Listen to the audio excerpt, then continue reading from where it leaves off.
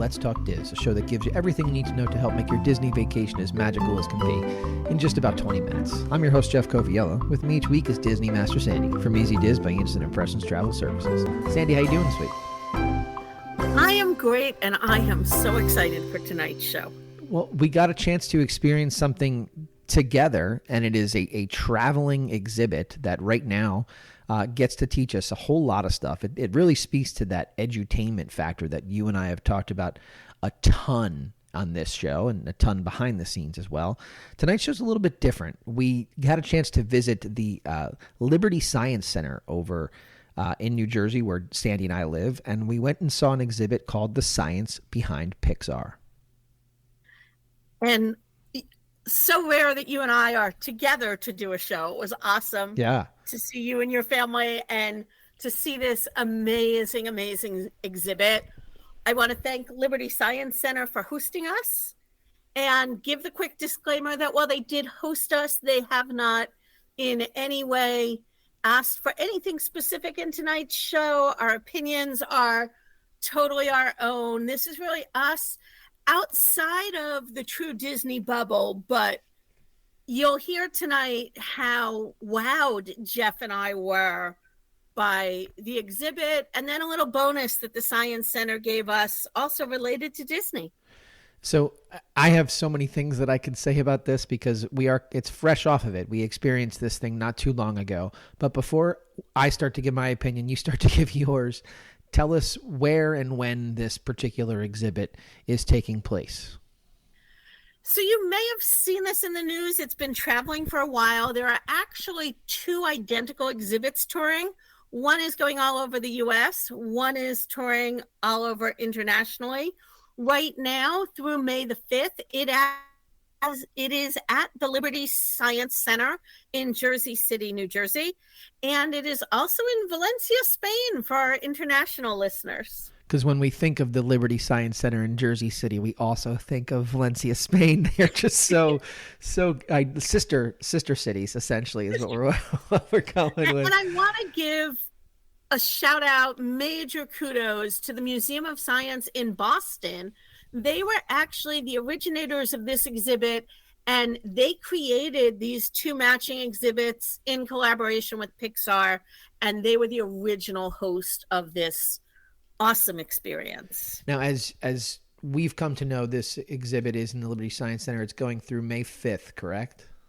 That is correct. May 5th, 2024. So you've got some time. So hopefully when you're listening to this, this can be added to your bucket list as your family. Plenty to do at the Liberty Science Center. But I will say as Disney people, this just crushed it. It was really, really fun to do. And before I give any more opinion about it, why don't you tell us a little bit about what it was?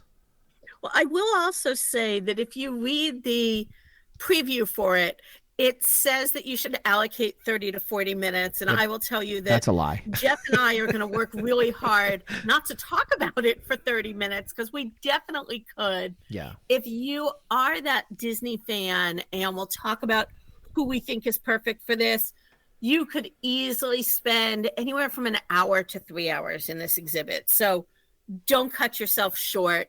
It is over 10,000 square feet, containing 50 exhibits. And what I love about it so much, not only obviously the Disney and the Pixar element, but it is so hands-on and so interactive, and it worked for everybody. Jeff's kids are younger, let's be honest. Your kids, once we were there, I don't think were the true target audience, but watching them, they had a ball. Yeah. Would you agree? No, I totally would. I mean, my kids, for full disclosure, are 5 and 7, essentially. You know, my daughter just turned 7. My son's about to turn 5. So that's where we'll place them. So you can get a sense of the youngest side of the whole thing. But there was still, plenty for them to do. They are children of a video and film educator and a science teacher. So this exhibit certainly was right in their wheelhouse. But on the flip side, I think if you and I had gone without any other family members, you and I could have spent 2 hours playing with all of the things. There were definitely high school kids, college kids, and adults interactive and loving every minute of it. Well, 100%, because as you were, speaking about the whole thing, and you and I have had conversations about it, the way that it was laid out was that each area had its own different set of science behind Pixar going on there. So whether it was modeling or whether it was rendering or it was animation, those types of things, there were so many different opportunities to just watch what's going on and then interact with it, that it was definitely something that I very much enjoyed. And my kids enjoyed it because it was stimulating. They could touch certain things, but whether they got the same thing out of it that I did, I don't think that's the truth. But that to me is quintessential Disney, is that you're supposed to be able to enjoy these things, parents and kid alike. So I think they crushed it in that regard. It is. And I'm going to put a link in the show notes. Again, the Boston Museum did a great job. There are 3 different PDFs that you can download: pre-museum, in the museum, and post-museum. And what they really focus on is the educational goals behind this. And as you said, Jeff, it's that edutainment that I love. It starts with the core values of knowledge, awareness, and understanding. And it says students will demonstrate increased knowledge and understanding of the core STEM content that underlies computer animation. An attitude. Students will increase a positive attitude that they can learn about STEM. And skills. Students will demonstrate engagement in STEM and computer science processes skills that are used in Pixar. And again, full disclosure, my daughter is a high school math teacher. And while we were there, I just kept texting her saying, I wish you could do a field trip here. Yeah. And I was videoing parts of it. I mean, it made you think and focus, but not even realize how much you were concentrating, because it was just so all engrossing. It was amazing. It was. And you saw everything from, and I can, if you can visualize it, you walk into the room and there's so many things that you can go and look at. And one of the first things immediately to our right was it basically an explanation using Luca, where they were showing the different stages of animation, from modeling to rigging to all sorts of different things. And I stood there with my daughter and I'm explaining to her some of the things that she's looking at. And I'm looking at some storyboarding, which I teach in my class, and I'm explaining that. So there were so many visual lessons to be learned in just one area, let alone as you went around the entire thing. I found that to be one of the coolest parts, that you got to see the different steps of the animation process as they added depth and layering and textures and things like that. And then the rendering of it to see them actually move. It was very, very cool to see that through my kids' eyes, but also as somebody who appreciates the digital storytelling, it was really fun to watch as well. I think that's it. It was also laid out incredibly well. So as you said, you walked in, you got to see those 8 things. But then as you walked through the exhibit, their claim is that each area is screen-based, then physical, and then often video and interactive. Mm-hmm. And you walk through the 8 steps: modeling, rigging, surfaces, sets and cameras, animation, stimulation, and lighting and rendering. And they all had such great interactive things. I would say probably about 40 to 50% of them were definitely kind of screen things. One of the ones that I loved playing with is the eyes, eyebrows, and mouth on an animated character. And it allowed you to take like that eyebrow. There was a video that showed you how eyebrows are expressive. Yeah. And you could pick, do I want the left eyebrow or the right eyebrow? And then you got to stretch different parts of it, the left side of the eyebrow, the center, the right. And I have to say, I probably sat at that station for a good 5 or 6 minutes just playing with the eyebrow and looking at how those minimal changes brought the character to life. And so you have that screen time and that excitement. But then right across from that was the setup on surfaces. And it talked about 2 and 3D modeling. and things that I didn't realize about how they create the models. That really they create structures and then different overlays. So, for instance, they had a metal mesh block that you could play with, and you could put fabric over it that made it like an ABC cube, but you could also put fabric over it that made it a Rubik's cube, and then fabric over it that made it something else, and understanding, again, through visuals that were there, how those pieces came into play. Yeah, I mean the manipulatives were legitimate. They weren't just, hey, see how this happens. It's, here's this block, cover it with this felt and cover it with this cheese like felt that you can see what it would look like. And my son just ate it up. I mean, it was an opportunity to pick things up and play with them. And whether he was able to retain what it turned into or not is kind of secondary because he's so young. But the point being is that, that existed for people as young as 4 to do, and for as old as 50 something or whatever, whoever was with us, to be able to understand what that actually creates. So it was a really dynamic experience. Oh, I wasn't speaking about you. We don't know, people don't know who we were with. But I liked that. I liked that there was a full, a full camera setup staring up at a tree for people to see, so that you could see what the different angles would look like when it gets into some sort of a model and an animation sequence. There was a little model over there about cars where you could see the detail on certain cars as you flipped it around, as it got closer to the camera, how the models had more detail, and if it was in the background, it would have less detail.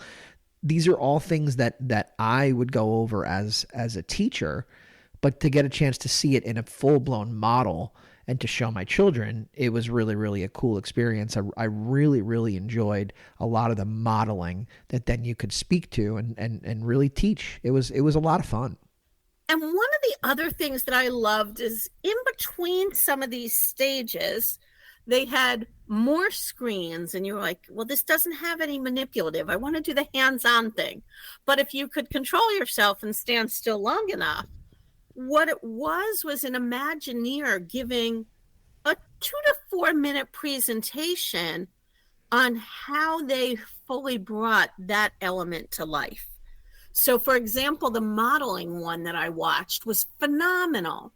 He talked about getting a sketch that there's actually 3 different steps to Imagineering, 3 different roles that create an ultimate character. And they were going through the character of Lotso and how, the pencil drawings go from that to a scanner to create a 3D mold to create this clay thing that they then carve out. And then if you turned around, behind you was a case with some of the original carved models.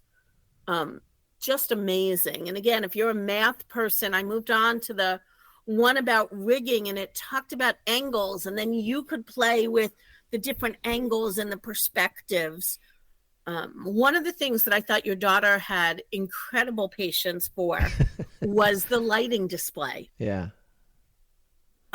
With that whole, they had a stop action thing, and she really kind of hit it probably, I don't know, what would you say, Jeff? 7, 8, 9? Too many times. Different times. But she created her own video right there. I mean, it was amazing to see what you could do. And I will vouch and say that she never thought she was sitting there learning. She played and she loved it.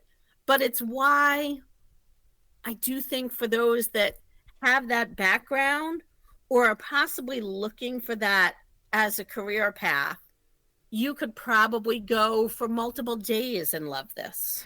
Well, we could talk 4 days about what was there. We've given you a little bit, but I think you started to segue into kind of really where I want to go next, and you've briefly mentioned it, but really who it's for. And our perspectives on this are very aligned in the sense that there are plenty of people that would enjoy it. I'm obviously speaking as a high school video and media teacher, all of my students could benefit from it. I think anybody at the collegiate level could benefit from it. I know you've talked about your daughter and math students could love it. So, there's plenty of different, it's a big diverse audience that would really, really get something out of this, and different things based on the audience. Well, and I think the high school and college kids who love math, design, cartooning, show work, like you're talking about, would love it. They would eat it up, and you could lose them in there for hours. And one of the great things is, while it is a timed ticket to get in, you are welcome to stay as long as you like. But the flip side of that is it kills me as somebody who loves math myself when you hear students say, I'm not good at math, I stink at math, I don't get math. I think those kids, unfortunately, don't even realize all the math that they do in their everyday life. And they could go to an exhibit like this and really catch a little bit of love for that STEM, as we were talking about. Yeah, I totally agree. And we had talked about my kids, they're super young. I mean, you could easily, my wife is a former middle school science teacher. I mean, a middle school science class, she was like, I did all of this when I was teaching. So, and that's what I was just going to say. I think the high school and college kids could be lost in their self-directed for hours on end. The middle school kids, definitely, they could get a lot of these lessons, especially if they're going with a class, or this is a great Girl Scout trip, Boy Scout trip. Use the packets that are there to kind of prep them for what they're going to see, or talk about it with them or after. But even the young kids will love it. And there are spots that, frankly, don't have a huge educational value. You can get your picture with Mike and Sully, or you can play, I don't know. While we went together, we certainly separated among the large exhibit. There was one spot that I just kept playing. I don't know if you made it over to that room, Jeff, where they talked about how to add a crowd feeling to the animation. Yeah. So it started with all the people, and then you could play with like adding clothing and accessories and see how you didn't add any people, but it looked like the crowd grew. And young kids could easily sit and do some of these activities and see the change. So it's definitely something for everybody who loves Disney. Again, I could go back to this exhibit multiple times and find new things each time and walk away with such high praise for it every time. So you had mentioned in the beginning of the show that we also did something different from this exhibit that had a little bit of a Disney flair to it as well. We did. We went to the Movie Magic Laser Show, and they have a planetarium there that runs multiple different laser shows. When the people at Liberty Science Center were kind enough to give us these tickets, and they said, we also have a Disney laser show. Are you interested? You can all imagine that I jumped at it. It featured music from The Lion King, The Little Mermaid, Frozen 2, Moana, Star Wars. I mean, it was jam-packed Disney. I will say it was not what I expected. It was all of that music, but all of the laser and animation did not necessarily match the movies, but it was so much fun. Yeah, I mean, I would say if you're going in there expecting Philhar Magic, that's not what you're getting, right? I mean, that's a great way to look at it. And then there's somebody there going, what's Philhar Magic? Well, you got to go to the Magic Kingdom. Sorry if you didn't pick up on that reference. That's definitely it. But I agree with you. It was in the planetarium. The music was dynamic. The lasers were exactly what you would expect lasers to be. But if you were expecting it to be a Disney film in the planetarium, that's not what it is. And I will say they did an awesome job on the Star Wars one. It was so cool. Yeah, it was fun. And of course, I love Lion King music. So, again, it was a win, but it was all about what was I expecting. And I think I was expecting more graphics and more laser formations to match the movie. But once after the first song, I was like, oh, Sandy, you didn't have this in your head right. I loved it. Yeah. All right. So obviously this is where we've mentioned it's at the Liberty Science Center. So we'd be remiss if we didn't discuss what the cost is. Correct. And again, I want to point out that this was a partnership we did with the Science Center. They were very gracious in giving us these tickets. But normally admission is going to be $31 an adult, $26 a senior, $28 a child. That gets you into the museum. And I will also back up and say that in general, you can't get into the museum without driving your car there. And parking was $7 a car. The Pixar exhibit is an add-on. It's $10. You can add it to your ticket when purchasing it online. There is that little bit of a savings. Or if you didn't realize that the exhibit was there, they do sell tickets right at the exhibit entrance. And as I said earlier, the tickets for the exhibit are timed. Once you're in, you're welcome to stay. If you're a little bit late, it's not a big deal, but they want to make sure that everybody has the chance to be hands-on. And then we also did the planetarium show, which was an $8 add-on per person. So it can add up, but I will also say that a little bit of Googling went pretty far for me. And I found buried on their website that they are a partner with the Bank of America Museums on Us program. So if you are an active Bank of America, Merrill Lynch, or Bank of America private banking client with a debit or credit card and matching photo ID, you get free admission the first full weekend of each month.